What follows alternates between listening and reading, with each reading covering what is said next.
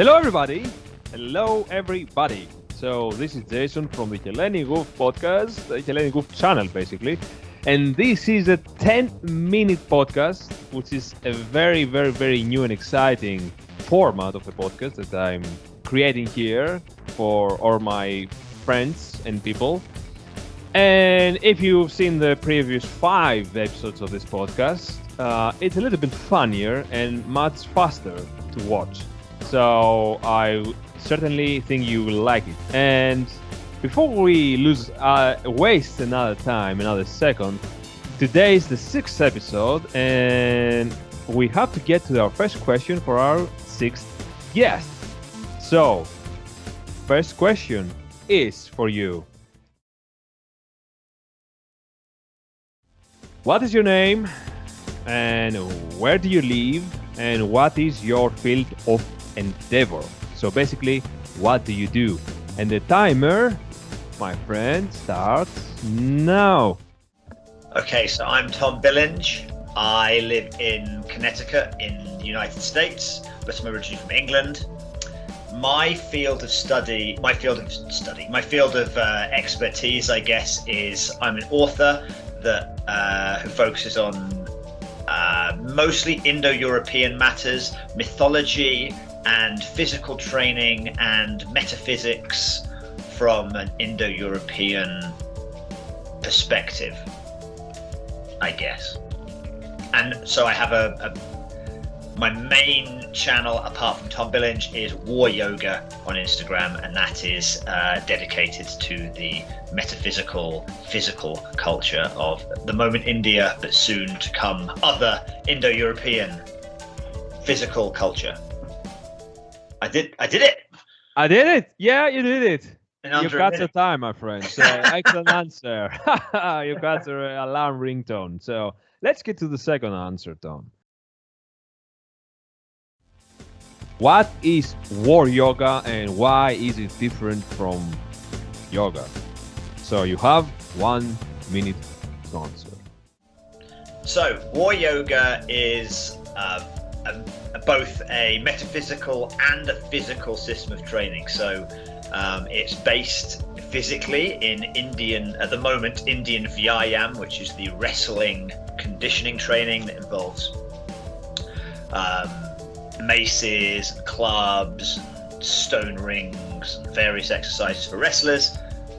But with war yoga, what I also do is I add a kind of spiritual element, which is there in the Indian version, but I've sort of modified it a little bit and explored more deeply into the sort of very deep Vedic roots, looking at things like the Rig Veda and the later Bhagavad Gita for some of the lessons you can learn from that. And so essentially it's a way of using the body to transcend the human condition. And so that's why it's different from yoga. It uses tools and it is a sort of different perspective. It's for grapplers mostly. Hey, the time is up, my friend. I'm sorry. I think I got everything out. Yeah, good. Maybe. But anyways, yeah, you got a lot of things out. So that very interesting. Very interesting. So let's go to the third question. Waste no time. So you said about metaphysical many times over. So why is metaphysical important for you, Tom, in your training and in the physical training? And why people should care about the metaphysical aspect of training and in general of life? You have, my friend, 1 minute to answer the question. Okay, so because training actually offers you this unique opportunity to better yourself and to further yourself, and so a lot of people only see that from the physical aspect of getting stronger or getting healthier or faster, but these also can link into the mind-body connection, and that these things are connected, that the body and the mind are one thing, not separated. And so using physical exercise is a very good way of becoming sort of transcending in many ways and seeing the world in a different way and through different eyes, and trying to grow both mentally and spiritually as well as physically. It's like the idea that, if you're just a philosopher, you're too weak, and if you're just a warrior, you're too stupid. So you kind of need to be that mixture of both a thinking. Something like that. So sad that the last 5 words of yours don't count in this podcast. But other than that, I mean, I like the answer. I'm not so close. Yeah. So close, but you are really so close in the last 2 questions. But you're going very well. So let's get down to the 4th question, Tom. Right? Okay. So the 4th question for you, my friend, is: I've heard from you that you have some Greek genetics, which is, of course, elite genetics for anybody asking. So what do you think about Greece itself nowadays? And are you proud of being Greek? And the timer starts right now. Yep. I am very proud of being Greek. Like I said, my mother was Greek Cypriot, but my family mostly have emigrated to Cyprus from the mainland and from an island called Castellorizo, which, if people don't know, is very close to Turkey, and it's been a bone of contention for quite a long time. I seem to come from like disputed territories, but yeah, I'm very proud of being Greek. Greece itself, I haven't been for a few years. I think it's a very beautiful country. It probably has its problems, like most countries do, but I think it makes up for it in its profound depth of culture and wonderful people. And so any shortcomings are made up for with that and food. So, that always makes up for it. Awesome, man. Awesome. I agree with you. All right, so that you were on time on that. So yeah, excellent on that too. I'm trying my best. I'm trying my best to get in on these answers. All right, so let's hop on to the next question, which I think is the 5th question, right? I think so. So the 5th question for you, Tom, is a simple one. What are the 3 best ways of training, in your opinion, that can bring you the best possible results and without the biggest possibility of injury? So how can you train 3 ways, in your opinion, without the possibility of getting injured to be very high? You have 1 minute to answer the question, Tom.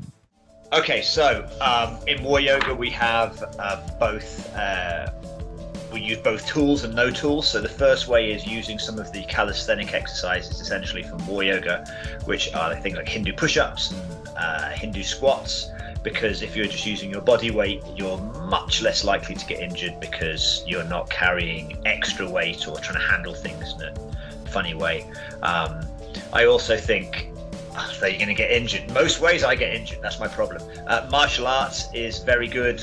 Striking, actually, you're less likely to get injured than grappling.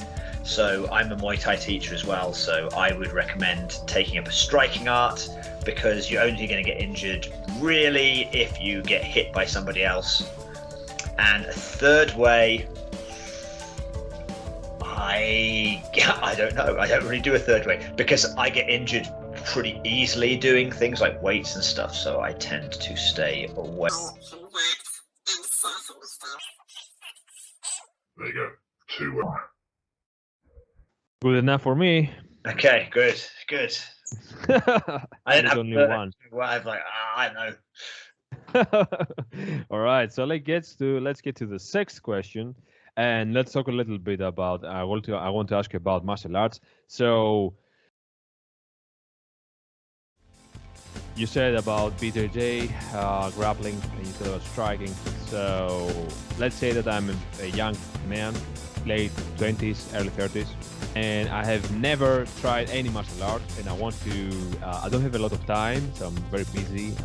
I have a business running, and I have a child, so I'm out of time, and I want the best possible, more efficient martial art to start for the next 3 years and to keep doing for the next 3 years. So what is it, in your opinion, if I can choose only one, and why? Why is that so the best time efficient and money efficient and best possible way for a guy that doesn't want to go so deep and wants just, a simple efficient thing? So the time starts right now. I would recommend you take Muay Thai, because in quite a short period of time, you can actually get moderately proficient. Compared to something like BJJ, BJJ is extremely frustrating. It takes a very long time to get good at it. The first 2 years, pretty much, you feel like you're drowning and don't know anything. I've now been doing BJJ for just over 4 years, and I still feel really stupid a lot of the time on the mat, like I don't know anything. Whereas Muay Thai, you get fit very quickly. You can get proficient quite quickly, and means you can defend yourself, and you get a good feeling of satisfaction coming out of training because you feel like you've achieved something. Whereas grappling can take longer and is more frustrating. So that's what I'd recommend. Be Muay Thai, striking, something like that. Excellent. And you answered that in 59 seconds. So Wow. props to you, my man. Wow. I'm getting good at this. Yeah. And I'm someone who rambles a lot, so I'm having to work pretty hard to get these answers out. Yeah, and you do very well. So let's go to the 7th question. I think it's the 7th. I hope it is. Yeah, I think so. So the 7th question for you, Tom, is you talked about the Rig Veda and you talk about India. So let us know of your relationship with India, Indian culture, and what do you believe about Indian martial arts. So you have 1 minute to answer the question. Okay, so the Rig Veda is a root text. It's one of the most ancient texts in the world of the Indo-European people. It's pre-Hindu, and so Hinduism comes up much later, actually. And so the Rig Veda ultimately speaks of a people really who come from the steppes and the grasslands. So I find that particularly interesting. India itself is a very interesting country. It's exotic. It has a lot going on. It's full on all the time. Amazing food, very nice people, and Indian martial arts. I like the wrestling there. Kushti wrestling is great. And that's what I'm most interested in. I'm not really a Kalari Payatu person, which is their traditional martial art, but I think their wrestling is superb, especially the mud wrestling and now also the mat wrestling, which they've started doing. They're starting to get quite good at Olympic wrestling. Well, I like the answer, but I like even more the fact that you again, Tom, you answered the question in 59 seconds. Yes. Okay, good. This is getting ridiculous. It's like a robot. So let's go to the 8 questions. We have 2 questions left. Let's go to the 8th question.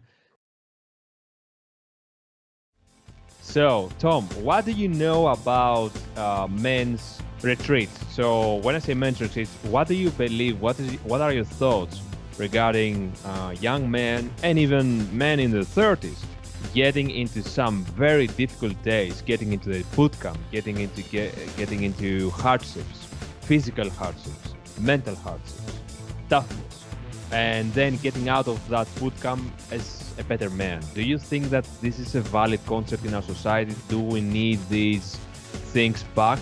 And were these things in history valid in your opinion? So let us get your opinion in 1 minute, starting from now.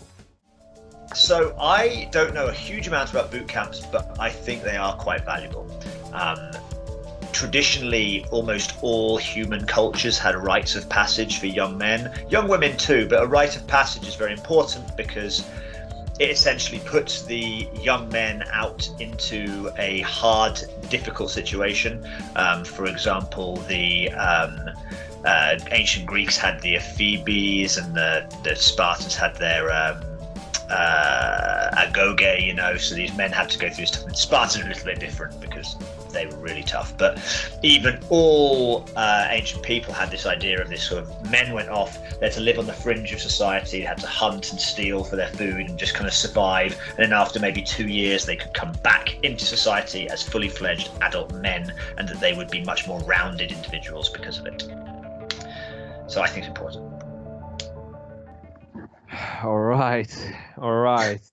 And you were again on time, and this is my opinion too for the boot camps and for the rite of passages. Yeah.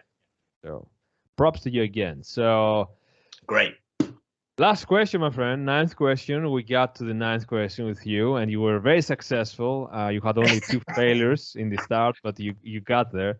So, last question for you, my friend Tom, is: you have 1 year left to live on this earth. So, for some reason, in 365 days, something hits the earth, something destroys our earth, civilization, everything goes away. You die, everybody around you die. It's not just you. So, how do you spend the last year of your life and of everybody's life? So, the timer starts right now. Okay, so I would stop doing any kind of working activities at all. I would try and go and see as many people who I actually care about, and really try and spend a lot of quality time with my family who are over on the other side of the ocean. So I basically spend a lot of time over there, and a lot of time here as well with my wife's family, who are also my family, and really try and just make the most of those human connections, and then do a lot of kind of work on myself, I guess, in terms of inner work, like meditative stuff. I mean, I feel like I'm in a place where I'm kind of accepting of that death will happen to me, but I'm sure once it becomes more imminent, that would become tested a lot more. So I would basically do a lot more inner work and meditative work, and I would go and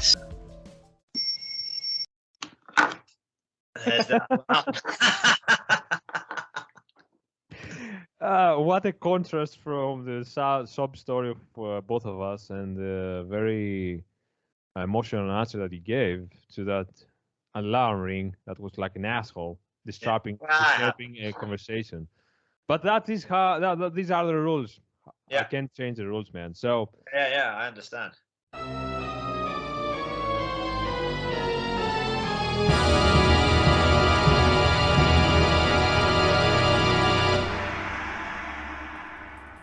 this was it, my man. So thanks for coming on, and so let the people know where they can find your media, where they can find your books, your everything you do. Sure, of course. So I'm mostly, in terms of social, on Instagram. So you can find me as Tom Billinge, TomBillinge on Instagram, or as War Yoga, which is just one word, WARYOGA. I've also got a website, waryoga.com, and I've also got tombillinge.com, which is about my books. And if you want to find my books, you can find them on Amazon. My first book is called Undying Glory, The Solar Path of Greek Heroes, which is all about the early Greek hero myths.